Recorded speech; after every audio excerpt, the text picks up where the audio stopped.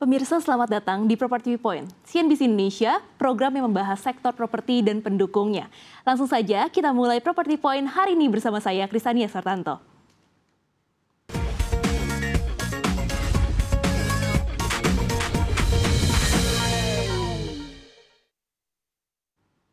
Presiden Prabowo Subianto menghadiri acara akad masal 26.000 KPR FLPP dan serah terima kunci dalam program Rumah Subsidi Menyala. Dalam kesempatan itu, Menteri Perumahan dan Kawasan Permukiman Marwarar Sirait mengatakan bahwa dirinya ingkar janji. Pasalnya, dari target 25.000, Kementerian PKP berhasil menyerah terimakan 26.000 unit rumah. Marwarar Sirait menyampaikan bahwa penyerahan 26.000 unit rumah ini ditunjukkan bagi masyarakat berpenghasilan rendah atau MBR di berbagai daerah. Dari jumlah itu, sebanyak 200 keluarga menerima kunci secara langsung, sementara sisanya dilakukan secara serentak secara online. Bapak Presiden, pertama saya minta maaf karena waktu kami mengundang Bapak hadir, kami menjanjikan Bapak akan menghadiri 25.000 akad rumah subsidi. Jadi saya mohon maaf karena saya tidak menepati janji. Karena hari ini Tapera, semua bank penyalur menyiapkan untuk Bapak resmikan 26.000. Mohon maaf Pak, karena apa yang saya janjikan itu meleset. Terima kasih buat.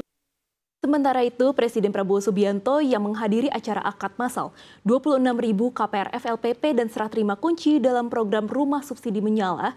Pada kesempatan itu Prabowo pun memuji Menteri Perumahan dan Kawasan Permukiman Marwarar Sirait. Awalnya, Prabowo diberikan informasi akan akad masal sebanyak 25.000 rumah subsidi. Namun informasi terakhir ternyata jumlahnya bertambah menjadi 26.000 unit. Prabowo pun bangga dan berterima kasih kepada Marwarar. Menurutnya dengan capaian ini, Marwarar berhasil memberi hasil terbaik untuk rakyat. Prabowo juga menilai Marwarar sebagai seorang tokoh kerakyatan dan tokoh yang selalu membela rakyat kecil. Walaupun tidak sesuai dengan janji, ya kan, janjinya 25.000, ternyata yang dihasilkan 26.000.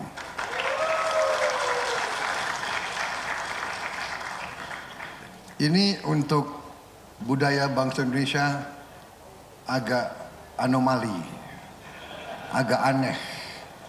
Kalau di Indonesia biasanya janji setinggi langit, hasilnya ya tak sampai, apa daya tak sampai. Nah, kali ini dibalik, janji 25, hasilnya lebih dari yang dijanjikan. Saya bangga dan terharu hari ini, dua pengusaha yang hebat, ya, asalnya dari office boy.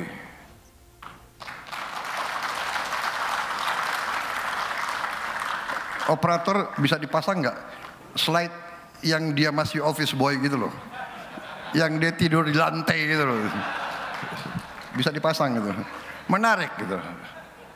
Kalau seorang office boy dalam berapa tahun? 9 tahun, 8 tahun. Kalau dalam 8 tahun dia bisa menghasilkan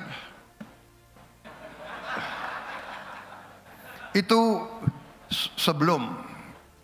Jadi ada before and after. Ini sebelum. Nah ini sebelum. Ya udah cukup. Tutup itu foto itu. Beliau sekarang bisa menghasilkan keuntungan berapa? 120 miliar.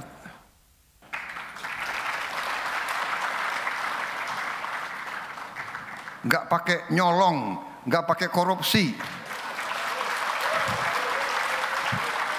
Ini adalah putra Indonesia yang harus kita banggakan. Ini masa depan kita. Seorang yang sangat sederhana, tidak punya koneksi, orang tuanya bukan apa-apa. Tapi bisa sekarang menghasilkan 120 M setahun. Saudara-saudara, hai para koruptor,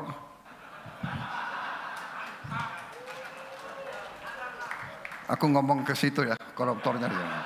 Kalau ke sini kalian terus, hai koruptor, hati-hati kau mau curi 5M, masuk penjara luar biasa kau. Kerja keras, kerja kreatif, kerja dengan tulus ikhlas, luar biasa. Saya jenderal, saya hormat sama kau.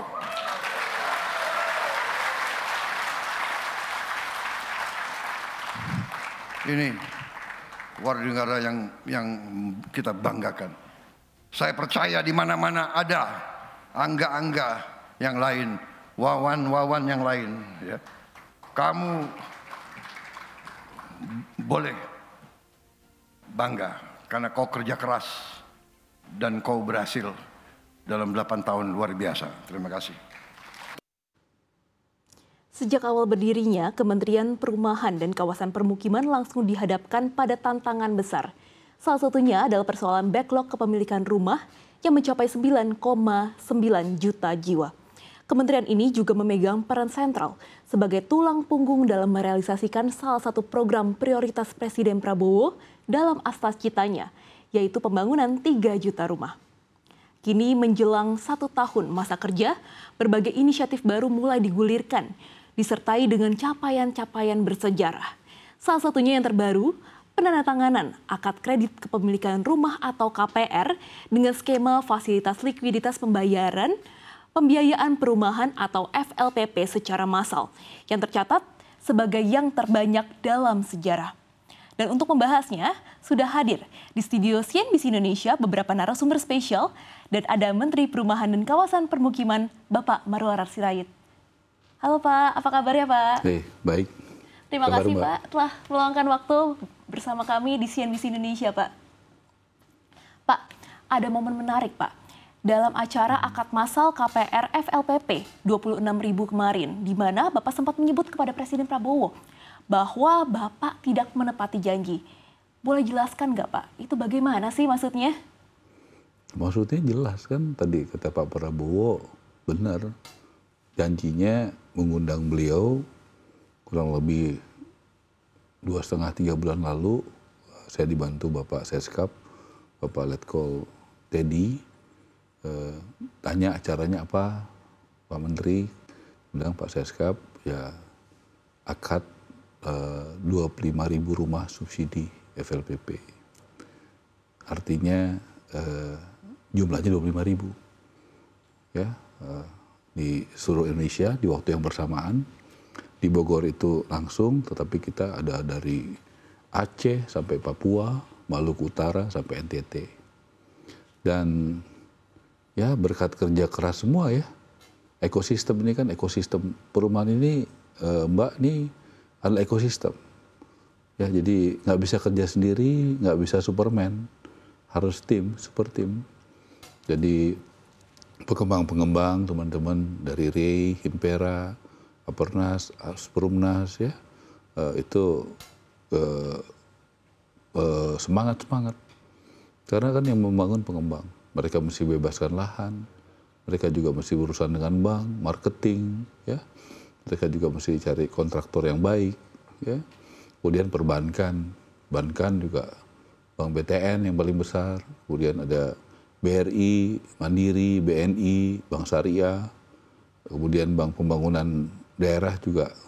Sementara ini yang paling besar Bank Jabar, ya, ada Bank Jateng, Bank Jatim, Bank Sumut, ya. Kemudian juga berbagai teman-teman ya yang mendukung semuanya, Pak Mendagri dengan berbagai kebijakannya, BPHTB, PBG gratis, Bapak Menteri Keuangan ya sangat membantu ya dengan membuat kebijakan ya, kuotanya kita paling besar sepanjang sejarah, 350.000, kemudian kita sepakat tidak ada kenaikan bunga, jadi rakyat sangat diuntungkan, tetap 5% bagi rakyat kecil ya, bagi MBR.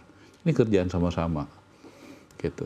Dan doakan di tempat kemarin, di tempatnya Angga tuh, di Bogor, nanti kan ada satu lagi tuh namanya Wawan, di Serang dia ya. Ya, doakan mudah-mudahan Desember Ya, kami harus doa, kerja keras, karena kita bertekad untuk Desember nanti tahun ini ya kan sampai 3 bulan lagi 50.000 rumah. Ya, makanya kita ekosistemnya harus kompak dan saling menghargai semua. Kuncinya kolaborasi ya Pak, ekosistem yang kompak, kolaborasi. Tapi Pak, pertanyaan saya, kenapa inisiatif-inisiatif ini tadi ada bunga yang dan juga ada beberapa hal yang sudah dibebaskan biayanya. Kenapa ada di pemerintahan sekarang? Apa yang membedakan? Pak Prabowo kan orang yang sangat pro rakyat dan maunya cepat dan maunya konkret. Saya dipanggil itu habis kita retreat ya di Akmil di Magelang, kalau tidak salah awal November ya. Terus saya diminta untuk membuat karpet merah bagi rakyat. Biasanya karpet merah bagi investor. Kemudahan bagi investor, ada tax holiday dan sebagainya, itu biasa kan buat investor. Tapi ini presiden luar biasa nih. Coba kamu pikirin, buat investor harus tetap ada karpet merah. Nah, tapi itu udah biasa. Tapi buat juga karpet merah bagi rakyat kecil. Udah saya pulang, saya bilang Pak saya minta waktu ya, mikir, diskusi, ya, cari ide, gagasan. Karena kan semua itu dimulai dengan arahan beliau, tidak ada visi misi menteri, yang ada visi misi presiden. Jelas presiden mau berbuat kebaikan bagi rakyat. Udah saya ajak ngobrol sahabat saya, abang saya Mendagri, Pak Tito. Ya, terus kita pikirkan apa nih yang bisa buat rakyat. Makanya keluar itu BPATB, biaya perolehan tanah bangunan, itu biasanya mesti bayar gitu. Jadi kita buat gratis tapi bagi MBR, masyarakat berpenghasilan rendah. Kemudian PBG, persetujuan bangunan gedung. Dulu itu IMB namanya, izin mendirikan bangunan. Ya, sebelumnya bayar, sekarang gratis. Dan waktunya dulu 45 hari. Kemudian saya keluarkan sama-sama kebijakannya harus bisa 10 hari. Tapi di beberapa tempat itu bisa di bawah 1 jam. Seperti di paling bagus tuh waktu saya datang sama Pak Tito, Mendagri, kalau tidak salah di Gianyar, ya, di Badung, di Bali. Ya, di beberapa tempat bagus juga. Itu di bawah 1 jam. Jadi birokrat kita juga bisa kok melayani dengan hati dan profesional. Ya, di Sumedang juga bisa cepat, ya. Di Bandung, di beberapa tempat kami datang. Jadi ya Presiden Prabowo memang punya daya juang yang tinggi dan tidak basa-basi untuk kebijakan yang pro rakyat. Jadi kita menterinya memang ya bekerja dengan mantap gitu loh. Karena presidennya firm itu apa ya sih, mantap juga gitu, tegas, mantap. Jadi kami ya buat itu kebijakan tadi dengan Mendagri itu, terus misalnya kebijakan juga bunganya tidak dinaikkan, ya. Jadi itu luar biasa Presiden Prabowo. Kita putuskan Presiden, ada Pak Menko Perekonomian, kita ngobrol di istana dengan Menteri Keuangan, Menseknek, Menseskap, dan itu jadinya tidak ada kenaikan untuk bunga. Rakyat bahagia sekali gitu. Ya, nggak pernah tuh BPHTB gratis semenjak Indonesia berdiri, nggak pernah tuh PBG gratis, dan nggak pernah kuotanya 350.000, rata-rata paling 230 ribuan. Pak Prabowo belum ada setahun dia naikkan rumah subsidi menjadi 350.000, terbesar sepanjang sejarah. Itu luar biasa sekali. Jadi kolaborasi antara pihak pemerintah dan juga dari presiden sendiri yang menjadi kunci suksesnya ya Pak? Ya, arahan presidennya jelas dan dikawal, dan Pak Seskap, Pak Teddy sangat orangnya kan tegas, jelas. Mana nih programnya, mana sih langkahnya, mana kebijakannya, mana lapangannya. Jadi ya kita memang harus kerjanya terukur, karena kan diorkestrasi oleh Pak Teddy, Letkol Teddy dengan ya sangat cermat, sangat teliti dan detail gitu.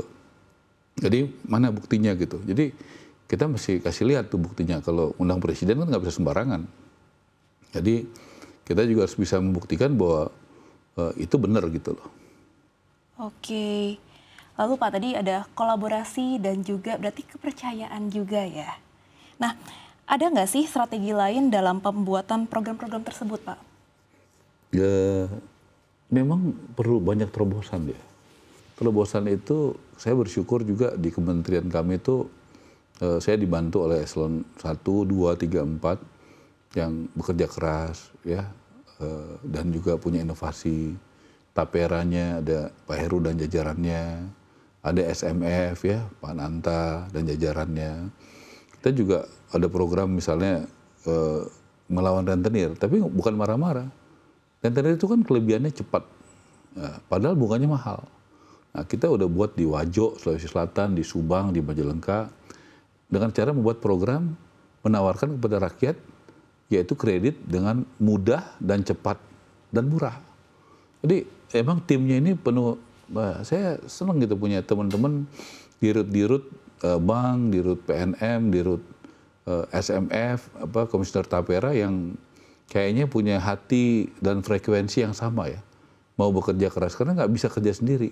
Itu semua nggak ada kewenangan saya. Ya, BPHTB bukan kewenangan saya, PBG bukan kewenangan saya.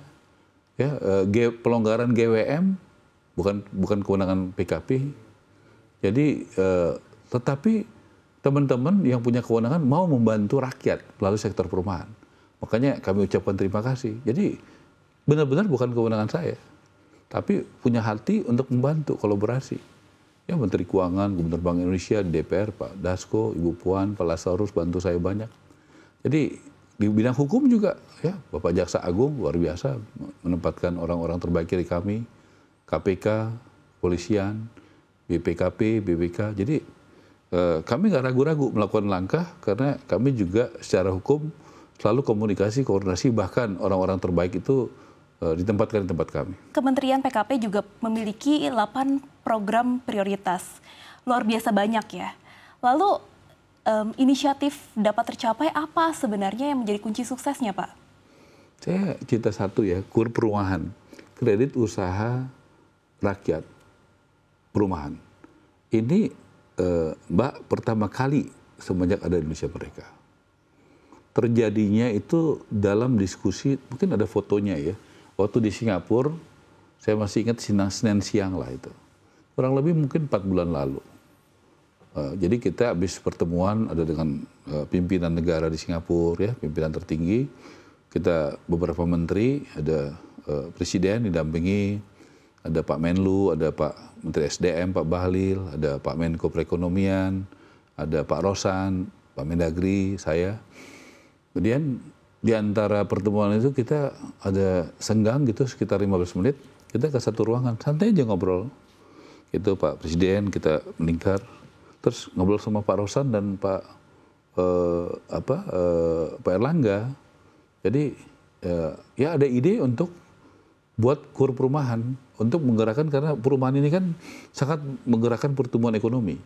Satu rumah subsidi itu yang kerja 5 orang. Berarti kalau 350.000 itu 5 kali 350.000. Mungkin ada juga yang bisa berapa orang ngerjakan sama-sama ya. Belum lagi industrinya, belum lagi toko bangunannya, ada kemana-mana kan bolak-balik truk yang bawa, ada keneknya. Di dalam toko bangunan, toko material, pasti ada barang-barang dari hasil industri, ada semen, ada pasir, ada paku, ada cat, ada lampu. Nah, itu berapa banyak yang kerja. Belum lagi warung, nggak ada proyek perumahan yang nggak ada warungnya, ibu-ibu jualan di situ. Makan, beli berasnya, beli ayamnya, beli telurnya. Ini ekosistem yang sangat luar biasa. Makanya harapannya menggerakkan ekonomi itu dari perumahan itu sangat tepat.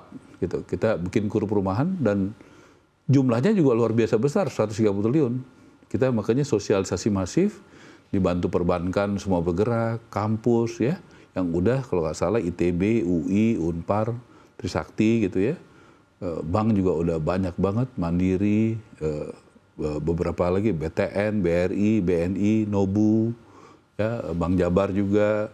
Ini saya besok ke Sumatera Utara, ada Mandiri, ada BRI, Pemda Sumatera Utara, kemudian juga ada asosiasi, ada kampus. Kalau tidak salah ada kampus Muhammadiyah dan Nomensen, dan juga ada beberapa organisasi. Jadi apa yang dilakukan oleh pemerintah Pak Prabowo luar biasa. Bagi UMKM itu apakah kontraktor, developer, toko bangunan, tapi yang UMKM ya itu disubsidi bunganya. Kan biasanya minjem duit ke bank misalnya 10%, 11%, ini disubsidi 5%, kan luar biasa. Kemudian dari sektor sisi itu tadi supply-nya, dari segi demand-nya, buat misalnya ibu-ibu yang berusaha di rumahnya, merenovasinya rumahnya, itu dikasih UMKM bisa sampai 500 juta dan bunganya 6%. Jadi dari segi demand dan supply dua-duanya jalan gitu. Dan ini terobosan nggak pernah ada. Kuota 350.000 saya berani jamin belum pernah ada. KUR perumahan belum pernah ada. BPHTB gratis belum pernah ada. PBG gratis belum pernah ada. Tapi kenapa Pak Prabowo mampu melakukan itu? Ya memang beliau pro rakyat dan juga membuat ekonomi bergerak. Pertumbuhan ekonomi dari perumahan ini kan sangat besar. Ya bayangin aja berapa banyak tuh pasir, semen, paku, cat, ya kan keramik, kaca itu kan dengan program ini berapa banyak orang yang bisa bekerja dari sini. Nah ini sangat strategis sekali ya, dan bank-bank juga jadi semangat kan. Sekarang banyak bank swasta yang tadinya mungkin belum begitu masuk ke bidang rumah subsidi. Sekarang BCA buat program rumah subsidi, tetapi subsidinya dibayarin oleh BCA. Pertama kali sepanjang sejarah, belum pernah ada. Sama juga kita kan program untuk backlog itu, artinya orang yang nggak punya rumah itu 9,9 juta. Negara hadir melalui rumah subsidi. Yang rumahnya ada tapi tidak layak huni 26,9 juta. Negara hadir melalui kalau program APBN namanya BSPS, bantuan stimulan. Nah sekarang swasta juga ribuan sedang dibangun sekarang tanpa uang negara. Dari Yayasan Buddha Suci, ya dari beberapa grup-grup besar ya yang membantu, Sumarekon, kemudian Ciputra, Kadin juga, Mas Andin juga bantu, ya banyak bergerak di mana-mana gitu untuk membantu ya. Banyak lah, Jarum juga saya dengar ada bangun, ada renovasi, dan itu tanpa uang negara. Ya bagaimana mereka membangun itulah Pak Prabowo sampaikan. Kan ada waktu Koperasi Merah Putih, ya jangan menjadi pengusaha yang stratekonomics. Nah, di sektor perumahan ini menjawab stratekonomik itu kan yang hanya mencari keuntungan, tidak mau berbagi dan tidak peduli ke rakyat. Di sektor perumahan saya katakan pengembang subsidinya aja itu menyampaikan 2 bulan lalu waktu saya ke BPJS Tenagakerjaan, mereka itu membayarkan uang muka untuk peserta BPJS TK tenaga kerja sampai Desember. Itu luar biasa. Itu ketua-ketua asosiasinya punya hati. Di sisi lain yang pengusaha-pengusaha besarnya juga membangun dan berenovasi. Jadi kolaborasi ini memang sudah terjadi gitu ekosistemnya. Baik yang rumah subsidi maupun yang komersial. Nah, gitu. Ada juga yang nanti doain akhir bulan ini kita akan mulai membagi rumah gratis dari swasta buat rakyat. Wow. Ya, di Kabupaten Tangerang. Tanahnya swasta, yang bangun swasta, dan dibagi buat rakyat. Nah, saya udah undang BPS untuk atur kriterianya sama Bupati Tangerang nanti yang aturin. Doain lah, mudah-mudahan tidak meleset akhir bulan ini. Kalau tidak salah tanggal 31 Oktober.